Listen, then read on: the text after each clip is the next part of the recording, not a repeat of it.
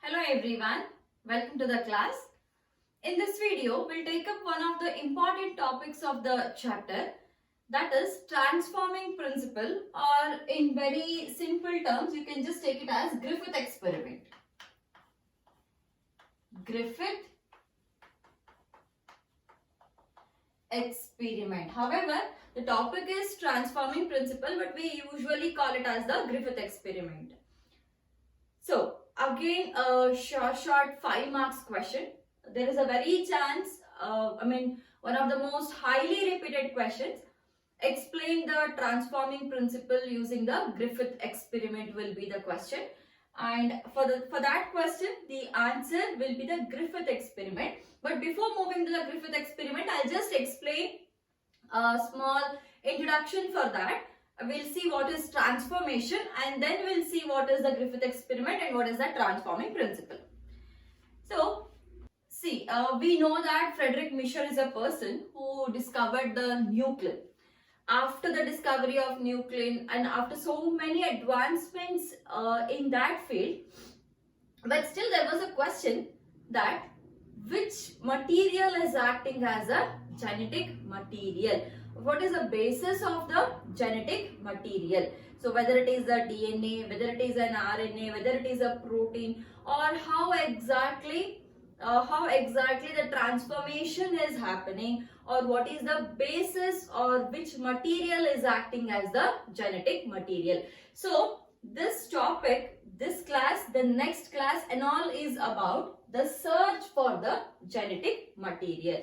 And among that search for the genetic material, the first theory or the first concept which was given for the genetic material was from the Griffith side. What exactly Griffith did in the experiment? See, he used a bacteria called as Streptococcus pneumoniae. A bacteria called as Streptococcus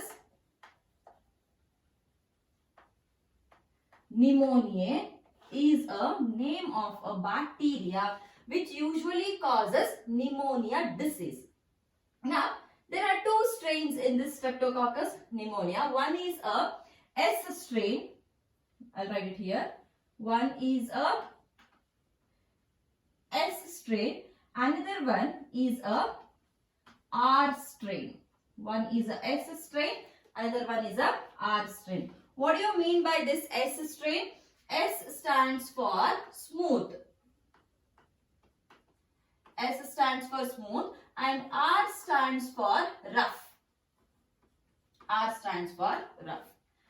S strain, why do we call it as smooth strain or S strain? That is because it has a polysaccharide covering or a coat around the bacteria. That is, if this is a bacteria, surrounding this bacteria there is a polysaccharide coat which is present like this, and due to this presence of the polysaccharide covering around it, it is giving a smooth texture, hence it is called as a smooth strain or the S strain. And remember, the S strain is always virulent in nature. And what do you mean by virulent? Virulent is the capacity of an organism to cause the disease. Hence, S strain, which has this polysaccharide coat, is usually able to cause the disease. Hence, we call it as the virulent. Whereas, in case of the R strain, we don't have that polysaccharide coat. And since there is no polysaccharide coat, it is not able to cause the disease, which is clearly indicating that only in the presence of this polysaccharide coat, the Streptococcus pneumonia is able to cause the disease, isn't it? So since there is no extra polysaccharide coat here, this becomes non-virulent. It becomes non-virulent. So these are the two strains which were used in the experiment which was conducted by Griffith. What is the experiment or what exactly is that Griffith experiment? That we will see in a couple of minutes. Before moving on to that, we will see what exactly is this transformation. To understand the transforming principle, we should be able to understand what is transformation. Let's imagine we have a bacteria here. Okay, and there is one, this is bacteria A and this is bacteria B. This is bacteria A and this is bacteria B. Now both bacteria have got the DNA present in them. The characteristic of this bacteria is, let's take some, it has antibiotic resistance capacity. Okay, it has antibiotic resistance capacity. And coming to this bacteria is photosynthetic. This is photosynthetic and this bacteria has antibiotic resistance capacity. This is about the A and this is about the B. Now, what is transformation? Transformation, it is the capacity of a particular cell or an organism to take up the DNA or to take up the naked DNA which is present in the surrounding environment is called as the transformation. Now, if in case this DNA, by chance this DNA got this DNA got a chance to come out, that is by any means, okay, suddenly what happened, this cell got destroyed. All of a sudden this cell A got destroyed. However, only the plasma membrane has got destroyed, but the DNA is safe still. Only the plasma membrane has got destroyed, but the DNA is still safe. Now what happens? This DNA becomes a naked DNA, isn't it? This is DNA A only, but it becomes a naked DNA now. Now what happens? If this DNA has to function, if it has to synthesize proteins or do any function, then it requires a cell. In that case, what this DNA does is, it will be in search of the cells if there are any nearby. Now, nearby or near to this naked DNA, we have the cell B. Now, this DNA A will come near to the cell B. When it comes near, now, what did I say? The capacity of a cell to take up a naked DNA which is present in the surrounding environment. So, this is the surrounding environment for the cell B. So, now what happens? This cell B will take this DNA A.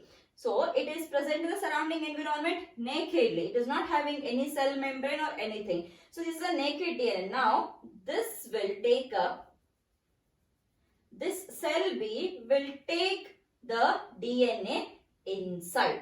This is DNA A and this is original DNA, DNA B. Now, this is called as transformation.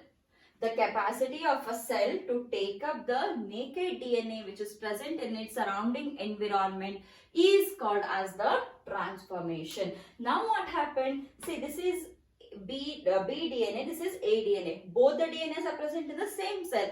And what is the characteristic of the A DNA? The characteristic of the A DNA is antibiotic resistance. So now since the A DNA is present here, this B cell become antibiotic resistant also, photosynthetic also. Previously this was photosynthetic and this was antibiotic resistant. Now since the DNA is taken up by the B cell, and now both the DNAs are present in the same bacteria, now it has both the characters, that is antibiotic resistance also, photosynthesis also, isn't it? So this process is called as the transformation. So the experiment or the Griffith experiment is completely based on this concept of the transformation. So with this background, we will now move on to the transformation experiment, or very famously which is called as the Griffith experiment. In this experiment, a mice is being used. A mice means a rat, okay? A mice is being used wherein these S strain as well as R strain, these both are being injected into the mice and the results are being recorded. So how exactly the experiment goes? Let's take it. Now, in the first step, we have 4 steps here. In the first step, what happens? The S strain is taken. S strain is taken and this S strain is injected into mice. Okay, now what is S strain? S strain is smooth strain. That is the one which has got the polysaccharide capsule around it, or the coat around it. And if the capsule is present, it is virulent. That is, it is able to cause the disease. So, when the S strain is injected into the mice or the rat, in the mice, the S strain will cause the disease pneumonia. And due to the pneumonia, what happens? The mice will die off. Mice will die. In the second step, what he does is, he takes the R strain. He takes the R strain, and this is also again injected into mice. This is injected into mice. Now what happens? R strain means rough strain, which is not virulent because there is no capsule around it. So it is not able to cause the disease. So when the R strain is injected into the mice, in that case, the pneumonia will not be caused in the disease, and hence the mice survives. The mice survives. In the third step, what he does? He takes a S strain. He takes a S strain which is heat killed. Which is heat killed. A heat killed S strain means, see, if this is the bacteria, and inside the bacteria we have the DNA. Heat killing means only, there will be a small amount of heat which will be applied to this bacteria, and when the heat is applied, only the outer membrane is being destroyed and the DNA is safe. This is called as the heat killing process. So what happens in the heat killing? In the heat killing, a small amount of high temperature or heat is applied to the cell or the organism, so that only the outer layer or outer membrane is being destroyed where the DNA is safe. Okay, so that is called as the heat kill. So now when there is S strain which is heat killed, what happens here? In this case, I'll write it here only. Previously how it is, we have S strain. S strain means this is the S strain, right? So this is the cell around which we have a polysaccharide coat present, and there is a DNA present inside. Now because of the heat killing, what happens is, all these membranes will be destroyed, only the DNA will be present. Now this is injected into the mice. Injected into mice. Now what happens?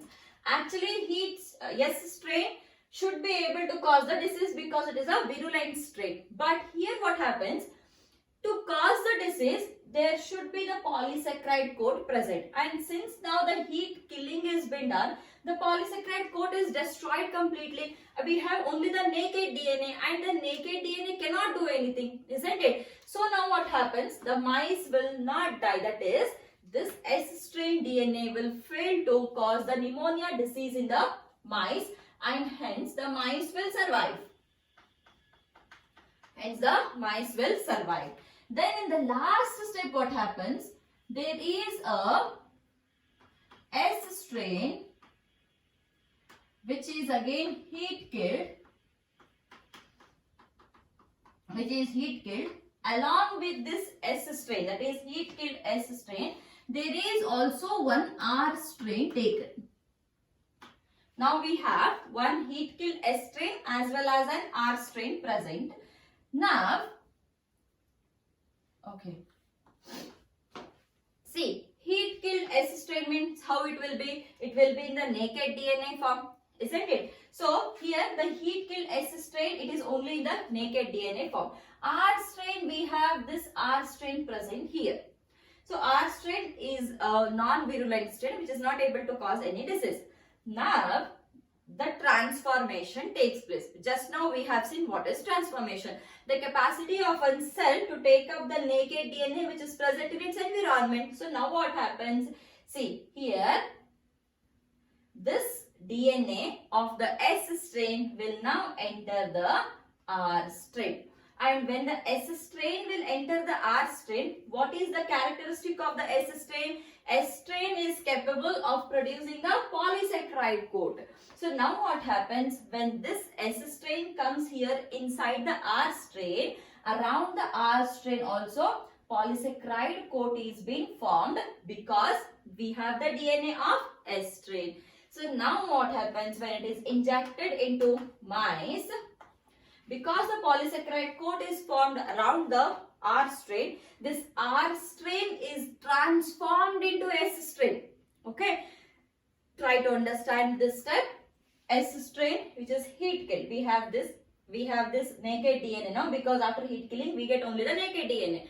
Now along with this S strain we have also added a cells of R strain. Now this DNA, as I had explained the transformation earlier, now this DNA is taken by the R strain. When the DNA goes inside, the DNA will get a cell to express itself to perform the function. And what is the function performed by this S strain? It is the formation of the polysaccharide coat. So as soon as this goes inside, it starts forming the polysaccharide coat. And if a polysaccharide coat is formed, immediately the cell becomes S strain. So now R strain is transformed into S strain. Okay. Now when it is injected, the mice will die off. The mice will die. That is because, see, previously when it was separately added, that is, if we add only S strain, which is heat killed, the mice actually survived. If we had added the R strain, then also the mice survived. But when you just added both together, in that case the transformation had happened. So what is getting explained here is the transforming principle. Transforming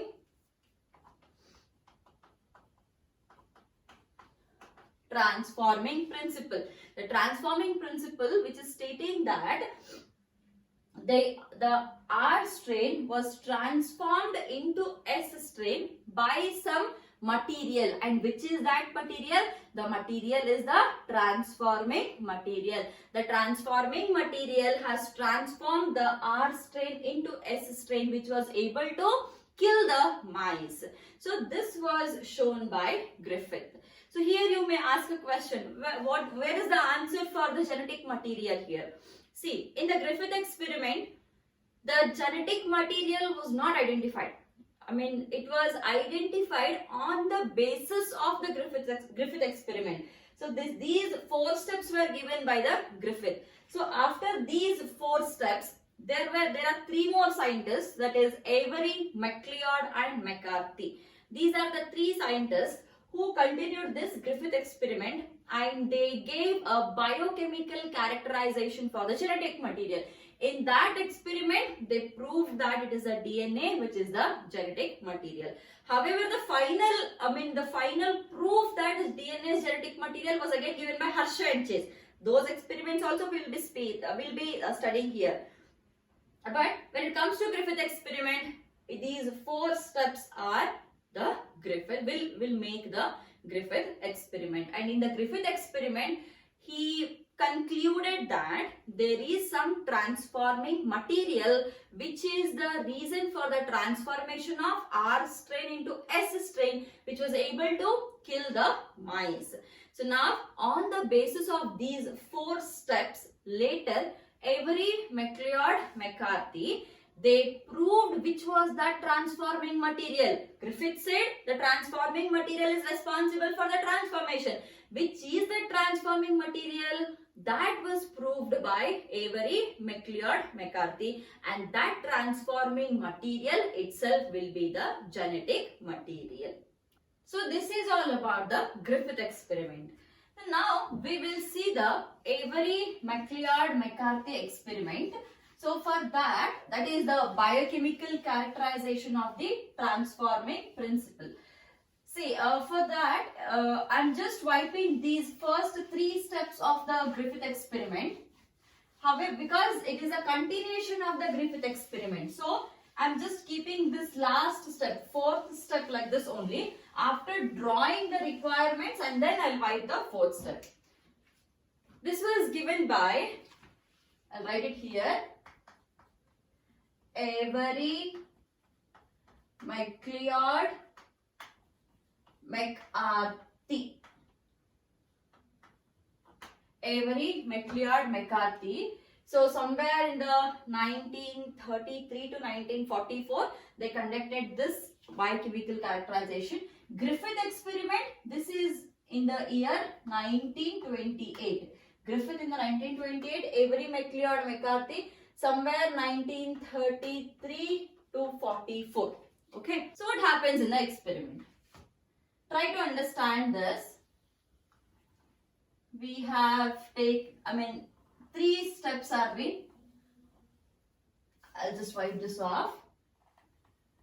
These are the three sets which are taken for the experiment. In every step, okay, I'm writing this last fourth step here. So here that is S strain, which is heat killed. That is S strain which is heat killed means it is only the naked DNA we have. So everywhere we have the same S strain heat killed only. I'm not writing the S strain heat killed everywhere. I'm just drawing this. We have this S strain heat killed DNA everywhere. Along with that, the R strain is also taken. R strain is also taken plus R strain plus R strain. So now I'll take this off. See, it's the same fourth step. I have written it everywhere. S killed, S strain, heat killed plus the R strain. So now I'm wiping this off. We all know what will be the results. The result is the mice should die because there is a transformation which has happened, and due to the transformation the R strain is converted into S strain, or R strain is transformed into S strain, right? Now for the experiment, what they have done is they have taken three enzymes. One is the proteases, one is RNAs, another one is the DNAs. So let me write it here. Proteases, RNAs and DNAs. What is proteases? The proteases are the enzymes which can degrade or destroy the proteins. RNAs are the enzymes which can destroy the RNA. DNAs are the enzymes which can destroy the DNA. This destroys protein, it destroys RNA, and this destroys the DNA. Now, why are these three enzymes used here? Because the scientific community at that time had a very doubt that which is a genetic material, and there were three confusions before them. One is it might be protein, it might be RNA, or it might be DNA. So there were three materials which were confused, or which were very much in the news, and the search was among these three, that is proteins, DNA, RNA. Among these three, which is acting as a genetic material. Hence, these three enzymes are being used. So now what they do is, that is Avery, McLeod, McCarthy, in one of the tube, they had added proteases. In one tube, they added RNAs, and in one tube, they added DNAs. Now, see, transforming principle. Which material is getting transformed here? R strain is getting transformed. By which material? By this S strain heat killed DNA. So now we are calling it as S strain heat killed DNA. But at that time, they were not knowing whether it is DNA, whether it is protein, or it is RNA. Okay, this material is the main material here. Now we know it is DNA, but at that time when the experiment was getting done, so that time there was a confusion whether this material is DNA, whether this material is protein, or it is an RNA. So now in the first case, what happens? We have added the proteases. Now if this material was a protein, let's imagine this material is a protein. If it is a protein, then the proteases will go and destroy it. Isn't it? If it is a protein, then the proteases will go and destroy it. If it is an RNA, destroy it. If the material is DNA, then the DNAs should go and destroy it. Now, we have the proteases here. We have the proteases, but we know that the material is DNA now, isn't it? So, since it is a DNA, is the protease able to go and destroy this particular material? No, because the material is not protein. And if it is not destroyed, it can undergo transformation, or it can be taken inside by the R strain. See, the enzyme is proteases, which has the capacity to kill the protein. Now, this material is not protein. We have a question mark of what type of material. Now we know it is DNA. Since it is DNA, the proteases cannot go and destroy the DNA. Isn't it? So the material is safe. If the material is safe, it can go inside the R strain.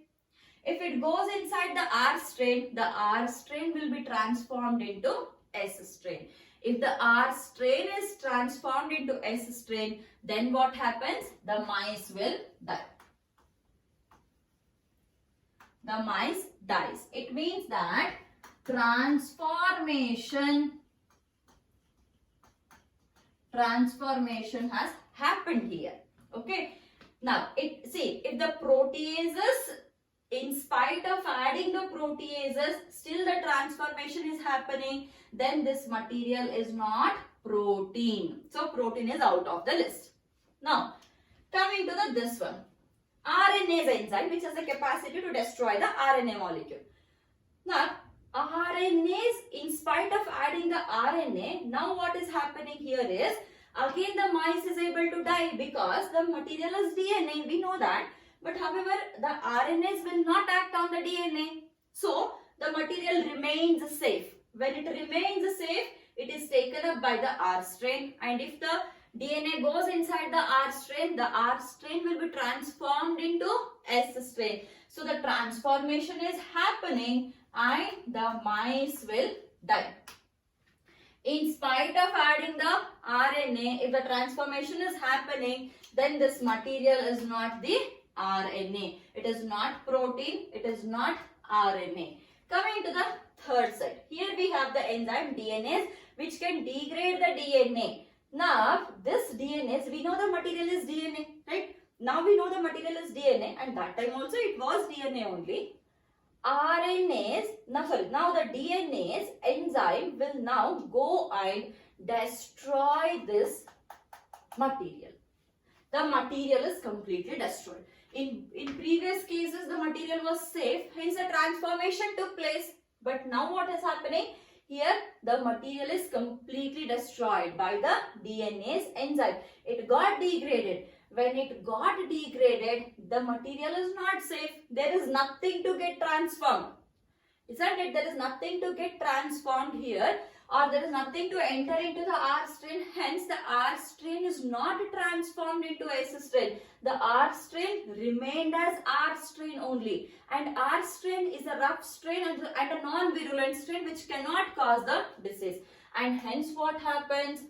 Mice survives. Mice survive.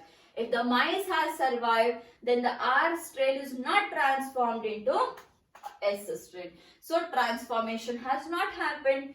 It means that this material was a DNA because the DNA has destroyed it. If it was an RNA, then here the RNA should have destroyed it and the transformation should not take place. Here the transformation has taken place. It means that this is safe. If this is safe, it is not degraded by this enzyme, isn't it? And this enzyme can degrade only the RNA. Then this material should not be RNA. So RNA is not the genetic material. Similarly here, the protease, the material is safe here. Material is safe means it is not degraded by the protease enzyme. And proteases will destroy only the proteins. If it was a protein, then the protease would have destroyed it. Isn't it? So now this is not a protein, it is not a RNA, it is the DNA which acts as the genetic material. So this is the first proof which was given for the DNA as a genetic material, and this was given by Avery, McLeod, McCarthy. So the series of experiments took place from the year 1933 to 1944, and the Griffith experiment was given by 1928. If they ask only the Griffith experiment, 5 marks, those 4 steps should be written. And of course, an introduction part should also be written. I had given this S strain, R strain and all, so that should also be written. And if they ask the biochemical characterization, then they are supposed to explain the Avery, McLeod, McCarthy experiment. So there are chances that the biochemical characterization can be asked for 3 marks. Okay. So this is all about the Griffith experiment and the that is the transforming principle and the biochemical characterization of the transforming principle. So in the next video, we'll take up the Hershey and Chase experiment. That is the next experiment which gives a final proof that DNA is the genetic material. Thank you.